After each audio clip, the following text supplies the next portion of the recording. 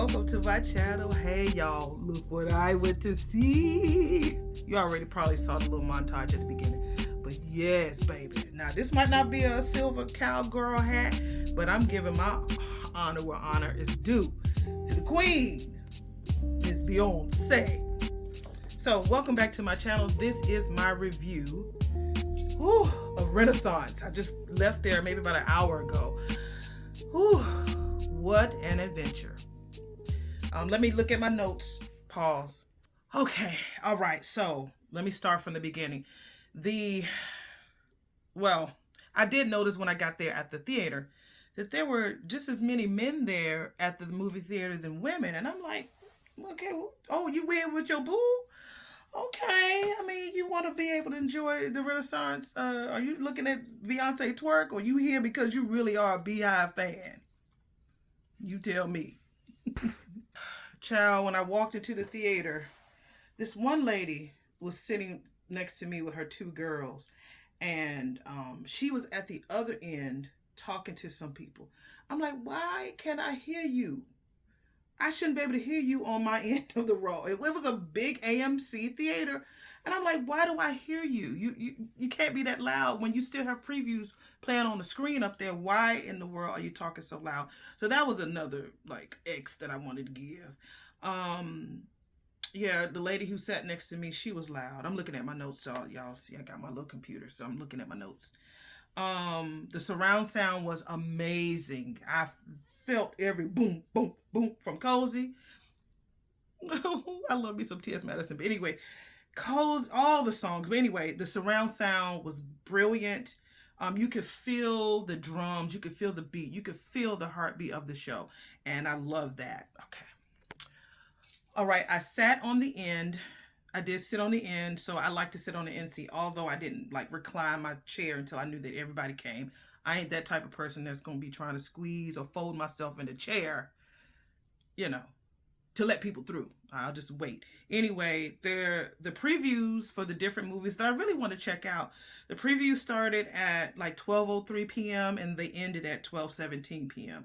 So that gives you an idea of how long the previews might start where you go. Where I went, it was what? 10, 12 minutes or so. Okay. So they did give an epilepsy warning at the beginning because it's a lot, you know, it's a lot of that.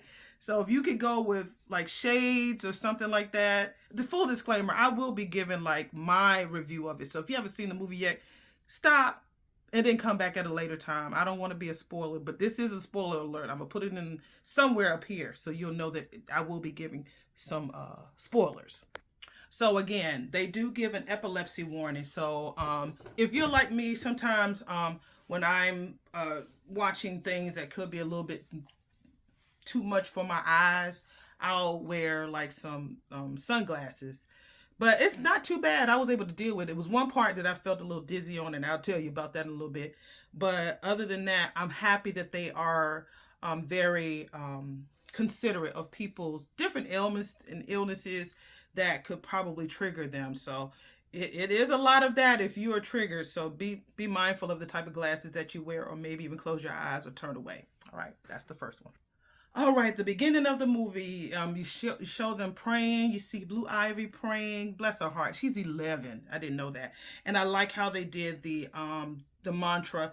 They breathe in, let go of negativity, let go of anxiety. That was really great for them to get themselves prepared, because there's a lot of things that they do on this show. So I might not hit every song because I'm not a Beehive fan, but I'm a fan. But I'm not a Beehive member. Just so you know. So please, y'all, Beehive people, I love y'all. My daughter's a Beehive person. I'm like, you know, Beehive-ish. Like I said, I'm Beehive-ish. So be easy on me, okay? Okay, anyway. She showed the band. Like, the music came up and they were all dressed in silver. Oh, she has so many costume changes, I can't even remember. But she did the raising of the curtain, and the lights came on, and she showed the band. And I noticed that one of the ladies in her band, like a trumpeter girl, was pregnant. I was like, girl, you better commit. I barely even wanted to go pee, let alone staying on stage like she looked every bit 8, 9 months pregnant, about to burst, but she was committed. Bless her heart. The audience reactions were priceless. They would show the different cities that she traveled in. At the beginning, she named all the cities that she toured in. It's definitely Houston, Atlanta, overseas. But just to see all of the young people screaming and hollering and knowing her lyrics and just really like cutting a fool whenever they saw her hit the stage. So I thought that was brilliant. I need to get me a silver cowgirl hat. I need to be able to do that. You know, she does do that in the end, near the end. So I need to do a lot of that, a whole lot. Yeah, baby, I need to get me a silver cowgirl hat. Okay, so she started out singing Dangerously in Love with a beautiful operatic vocal symphony in her throat. I mean, the girl's vocals are out of this world. She took her time, and I think that she just really just took in the fact that her dream for this particular album and this particular tour has finally come to fruition, and she just took it in. You could tell that she was getting a little teary-eyed and misty-eyed by it. So I thought it was beautiful. She spoke a lot about being thankful. She was trying not to cry, but just thankful for being a mom, being a wife, you know, being an entertainer, just different things. She mentioned that she wanted the concert to be a very safe space, and I believe it was. So just so you know, I didn't go to Renaissance because my mom was transitioning, so I didn't really have the money or the time to really go. So I couldn't go, but my daughter was able to go, thank God, and she enjoyed it. She said that she believes that healing herself through her music and it heals the world. So her healing comes through her singing, her writing, her creation. She's able to use her healing through music to heal others. And you can see that going to her concerts is like church to me, what I remember going to church. Just the feeling, the exhortation, the crying out, the passing out, the fanning, all of that is like an experience. It's like a religious experience. So I could see what she means. She showed the baby. She showed Rumi and Sir. And then she said she just wanted to have something and she's thankful for all the shit that we've been through. I said, you better cuss, B. You better cuss. She was thankful for her father and her mom, of course. Her father was there at one of her concerts, or maybe all of them, I don't know. And that she was thankful that she's had people who've been around and supported her since she started in 1997. That baby has been going like on and off, more on than off since 1997. And then she also said something that I can relate to so much. She said she's thankful for the stretch marks in her fupa. I said, girl, me too. Stretch marks. Ooh, well. Yes, the fupa. The stretch mark and the fupa. So I was happy about that.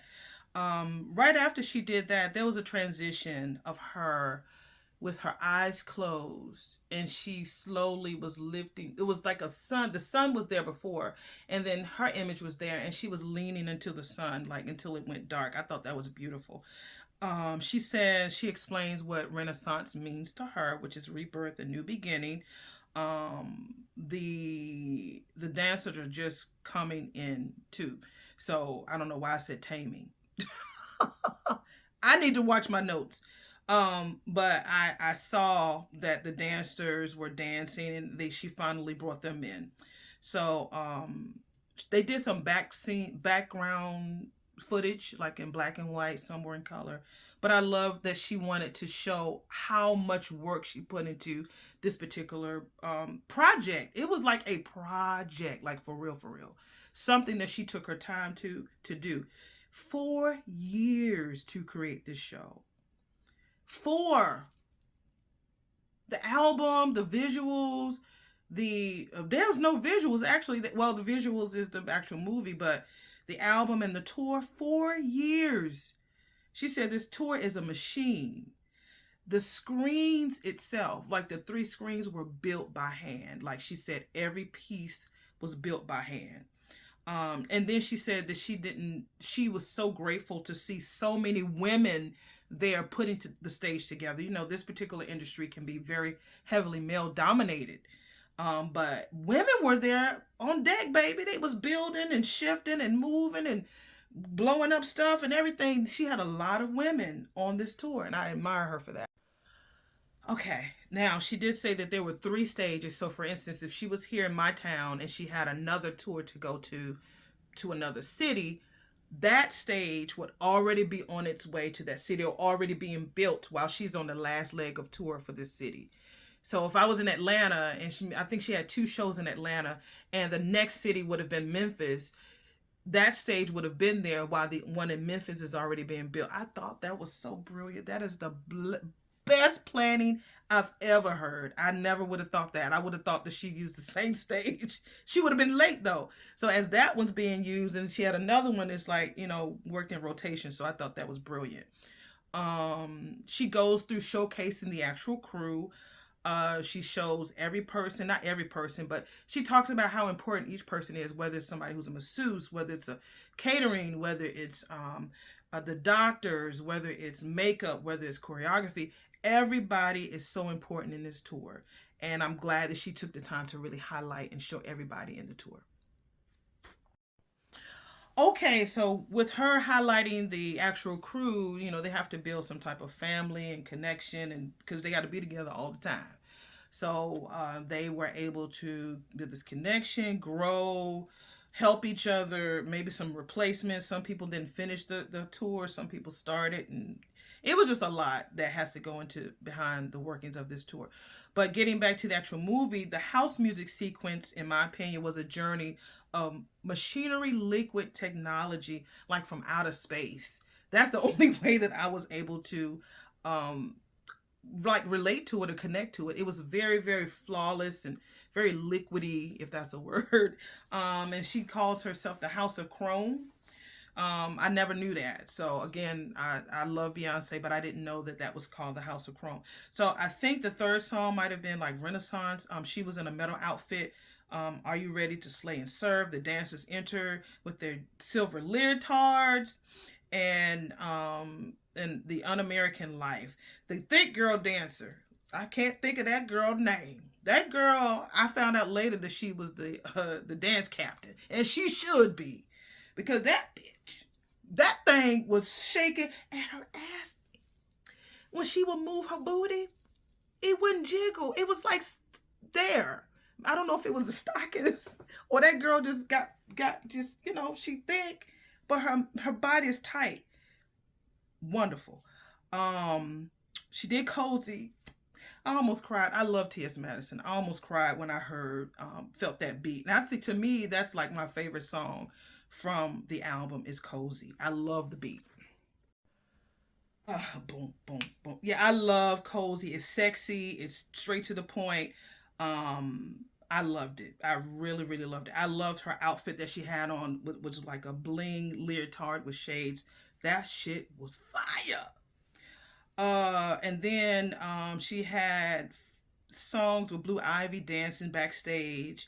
At one point, the audio had gotten lost, so the power had went out in one of her shows. I don't know which show it is. I have to probably do some research to find out. But she decided to sing another song called Lift Off or Alien. And she did her fingers like this, and I'm not too sure exactly what was painted. It probably is Queen Bey. I have to look that up to see what's on there. But if you already know, let me know down there. Let your auntie know.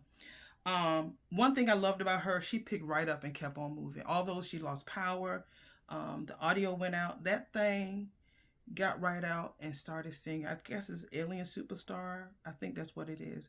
I also love that the dancers, they dance hard. I mean, they really like hard. They really just go and put every ounce of energy on that stage. I do love during the transitions how the choreographer gave the dancers and Beyonce a time to breathe.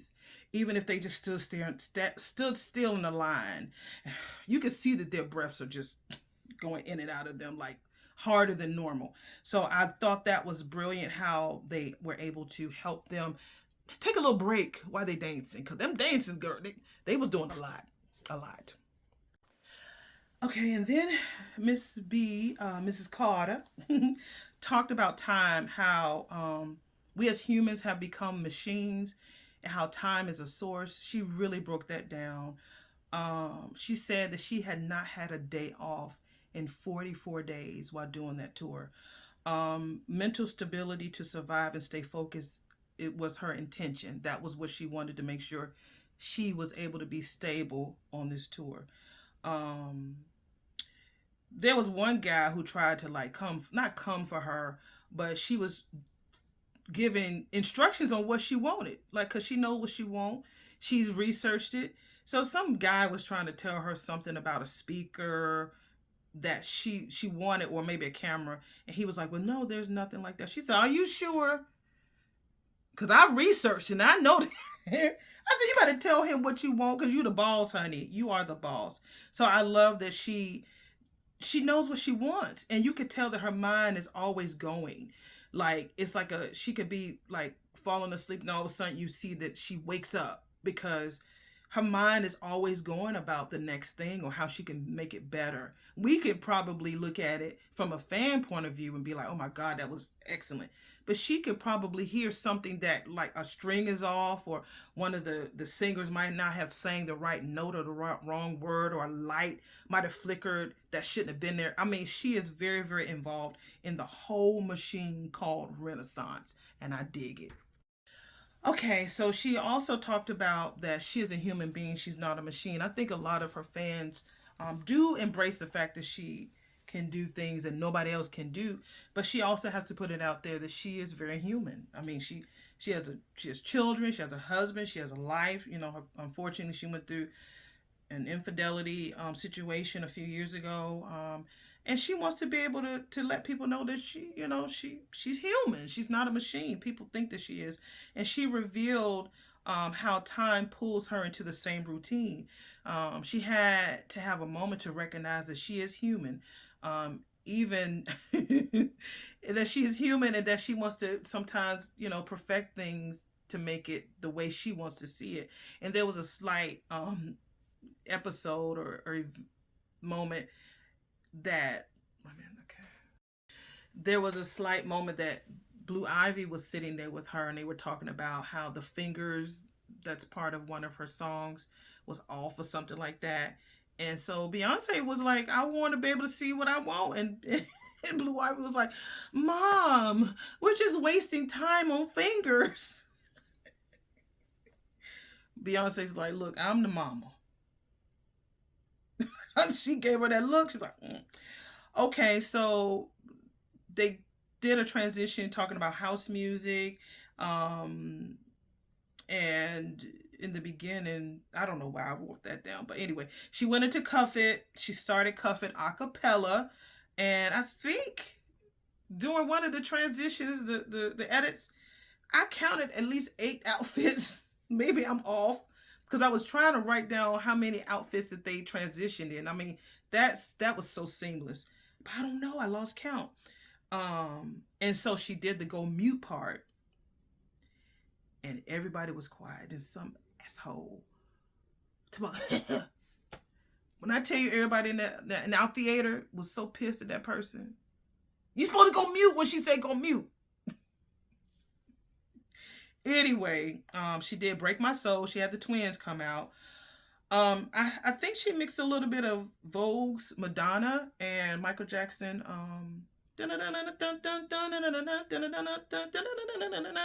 She did that. Next one was it had Opulence, and it had Beyonce's name written in it. And it gave me the feel of like a Terminator. If you've seen the movie Terminator, it gave me that feel. That was part of her transition with that. Okay, now we talk about the announcer. He come the Renaissance bitch. He come the Renaissance bitch.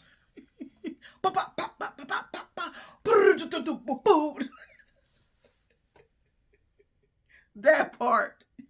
I think his name is Kevin, DJ Prodj.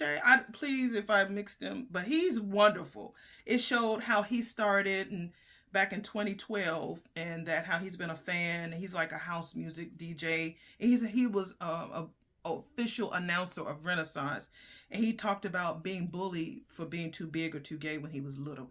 And I'm like, I know. He's like, well, what y'all think now? Just my voice alone, Beyonce. Period. Uh, and so they talked about, you know, being gay and how she wanted to make sure that they had a space to be themselves. I remember seeing Balenciaga on, I can't remember the show on Amazon, but it was so good. And I remember seeing Honey, little white petite guy that, ooh, he can vogue his little ass off. And I was so happy to see that he was on tour. Darius Hickman, then you had the dance captain. She was so beautiful. They're called the Dolls, as they should be. Okay, so after that, she went into doing formation, and at that time, I had to pee. I don't know how long that was, but I did have to pee, but I didn't do anything. I sat in my seat and waited. TMI. Then she went into Diva, and Blue Ivy, as they were trying to determine how they wanted to go into Diva, um, Beyonce didn't want to sing it long. She wanted to sing it, you know, in time, because there's a timing to this whole machine called Renaissance. Beyonce was like, "Mommy, I wanted the longer version." Beyonce was like, Blue, mind your business. You don't run this. I do." Blue was like, "Okay, Mama." So as she was doing Diva, they was doing different sequences, and I think one of her shades was like falling off as she was dancing. She tossed them things to the floor and kept it moving, honey. I said, "That's what you do." I love her. I really do love her work ethic. She went to, you know, Girls Run the World. She shows videos of Blue Ivy when she was a baby and as she's growing up. And then Blue Ivy had asked her that she wanted to perform, and her, you know, her mom was like, "Well, if you practice, then you can do one show." So I guess one of Blue Ivy's friends had saw people making comments about her online of being mean. Why the hell you want to be mean to an 11-year-old? The girl is 11. She's richer than any of us put together. Let the girl be great. And so because of those comments and because of that kind of sort of bullying, that baby was like, "Oh, I'm definitely going to go hard now." When I tell you, I got chills, and I even I even teared up a little bit to see all of the hard work. She took those comments and used that as motivation to work harder and to dance longer. And so hearing her speak about how committed she wanted to be in doing this show with her mom, she sounded smarter than some 21-year-olds, and that's the God's honest truth. Amari, that's the dance captain's name. Beyonce said that she really appreciated the time that Amari took to talk to Blue and to get her into all of the steps and to practice, and she noticed how committed Blue was, and that girl did. She did. And it was, so when Blue showed up on stage, everybody was so happy. Um, I loved how her mother was protective over her and didn't want her out there, but she supported her, and that's what makes a great mom. So, you know, Blue went up there and did her thing. I think the name of the song is Motherland. Please don't. I know you're like, y'all should do your research before you do a review. Or look, this is fresh, so let me just deal with the freshness. But I love how Blue Ivy had her moment. Like, although everybody was in front of Beyonce, and Beyonce saying she was on top of some type of machine, the spotlight was more so on Blue Ivy than anyone else. Of course, her mama had it, but she really allowed her daughter to have that moment, and I really loved it. Jay-Z had his moment too, and then they definitely was time for them to go to the H-Town, which is called Houston, which is Beyonce's hometown, and that was a trip. What I loved about the Houston was that when Beyonce was recording, she had Rumi holding the camera. So when Rumi had the camera on like this, she's like, "Okay, if you're gonna do this, baby, you gotta turn the camera around." So she did.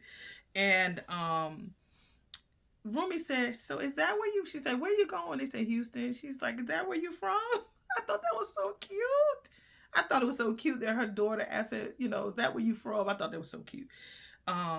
Beyonce has a deep voice, like naturally speaking, like deep voice. She does go a little bit into details as to why her voice is so deep, but her voice is deep. Like, octaves deep. So they show Rumi cheering in a little Dallas, Texas costume, a little Texas look costume, and she was doing her hands up like she do like her mama did. I thought that was cute. And then she actually connected with some of the members of Destiny's Child, like the original people and the ones that she was last touring with. I thought that she said was so much healing that took place, so much. I thought that was great. Okay, and then the next part was Savage Baby. And when I tell you, of course, she did it in Houston. So, of course, who gonna pop out? Megan the Stallion. And that girl, I won't say bitch, that baby came out there. You could tell she loves herself a Beyonce because they both from the same city. And that girl performed. She twerked. She did her thing. She did the Megan squat or whatever it is.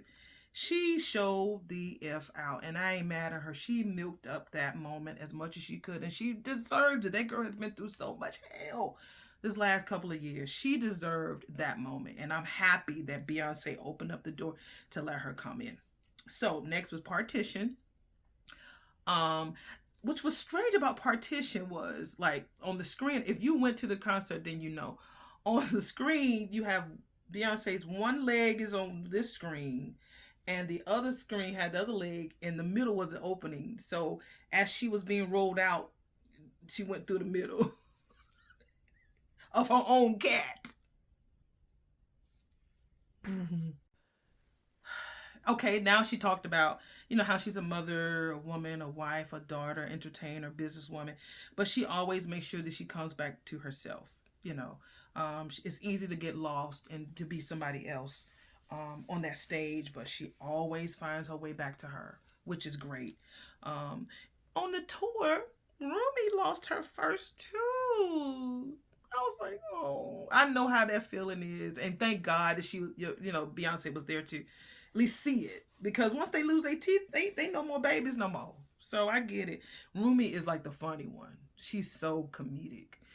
Sir, he's very loving. He's the only boy, so I can understand how he just wants to get hugged from his mommy. She was saying how the industry is very mean. I can only imagine, of course, not to just her, but when you start talking about the kids and what they look like and stuff, people can be very evil. The industry, as well as people outside of it, it can be very, very evil.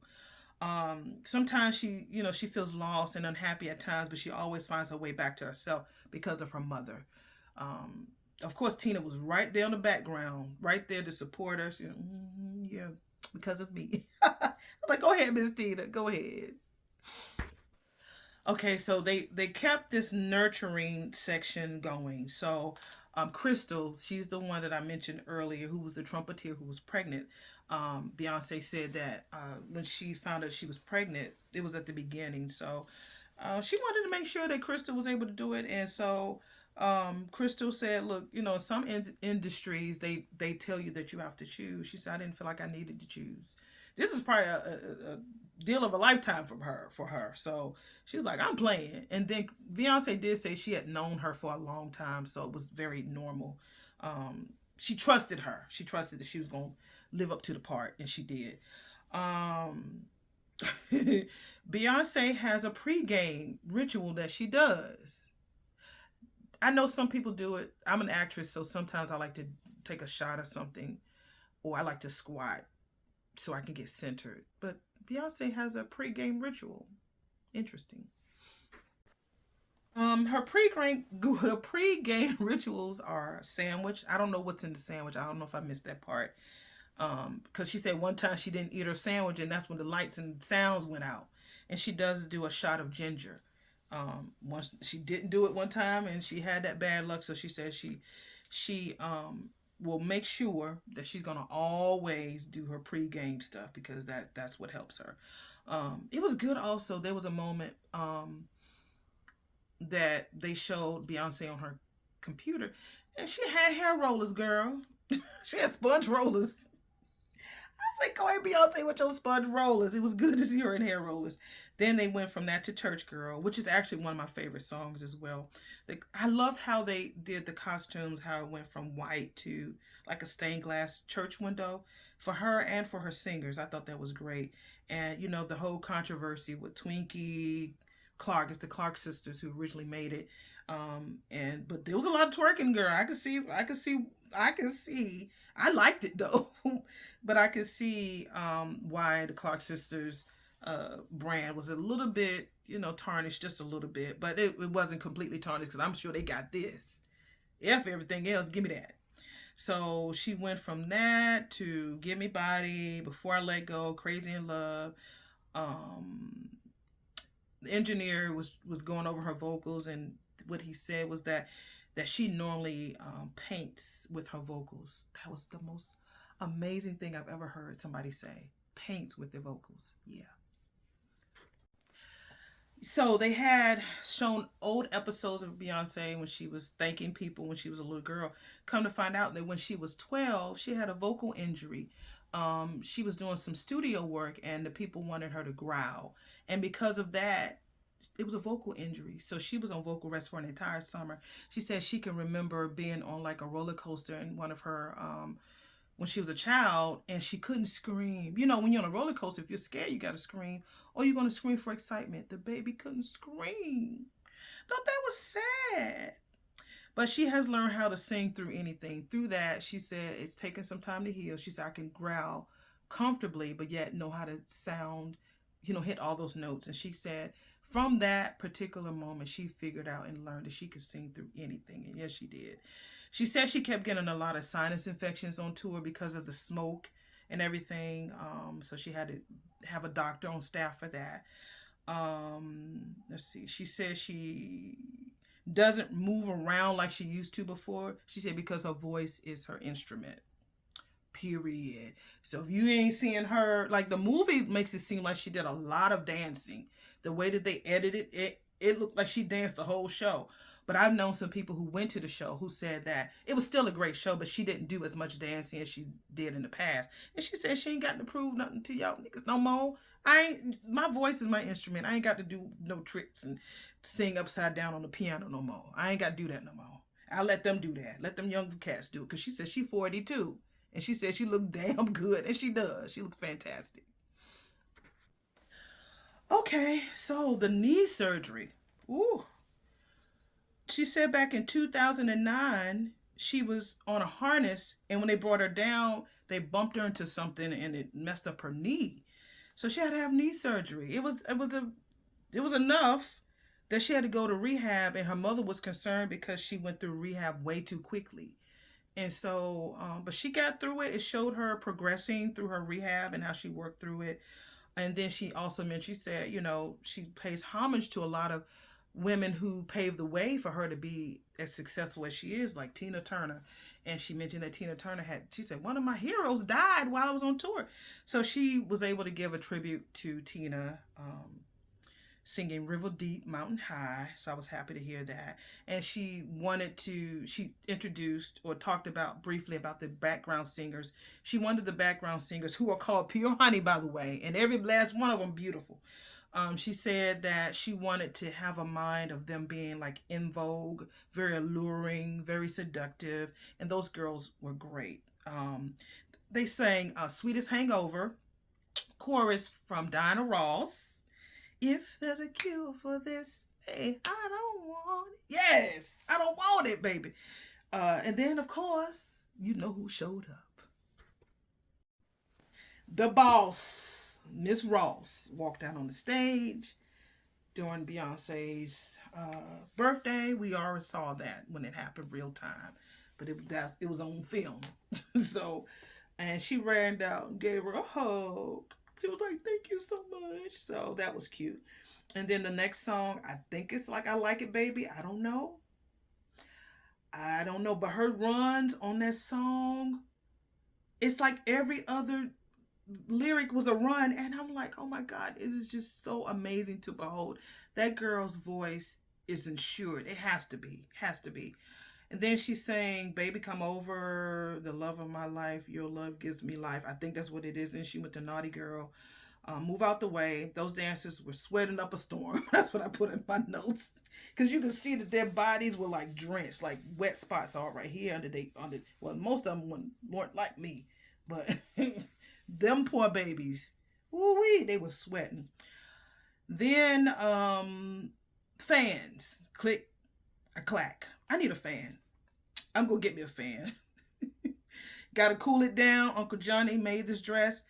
And Tina talked about her relationship with her brother and how, people used to tease him and tease them, and how their mother made sure that they learned how to do fashion, because she knew that if you make a person look good, they're going to feel good and they're going to forget what's going on with you. Just make them look good. And I think that was a really good concept. Mama knew exactly what she was talking about. So if everybody knows the beautiful prom dress that Beyonce wore, it's like cream with the circles around it with the cutouts. That heifer can still fit that dress.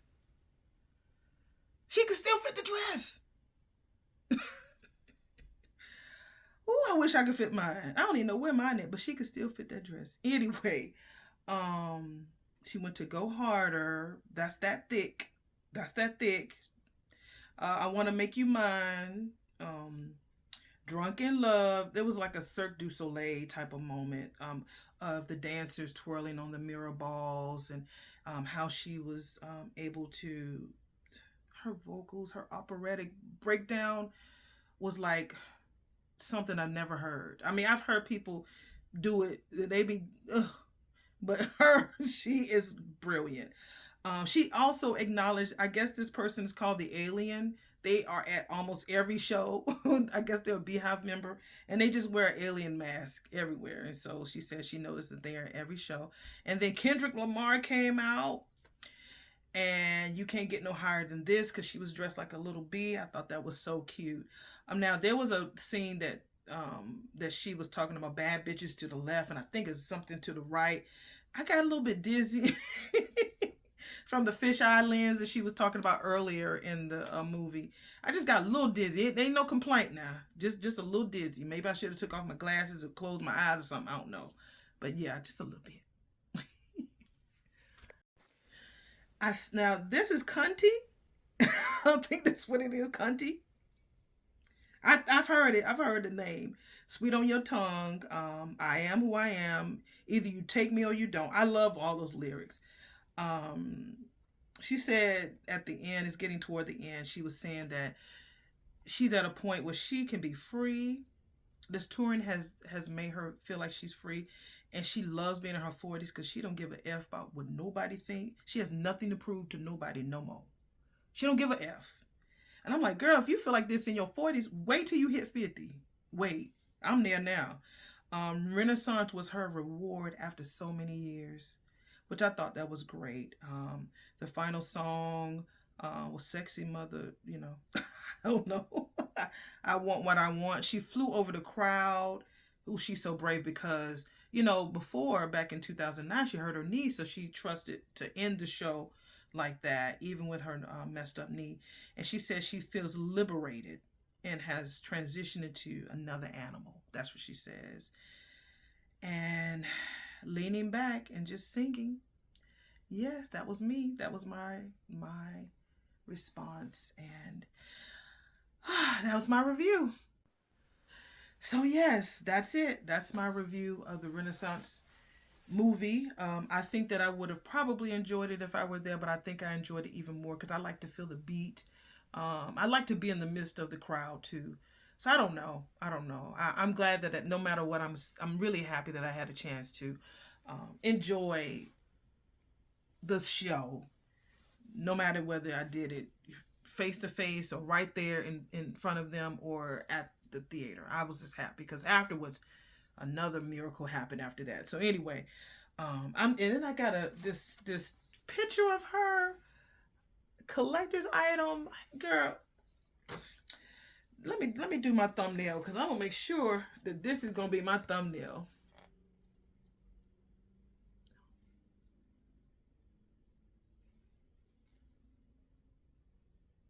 Yeah, thumbnail.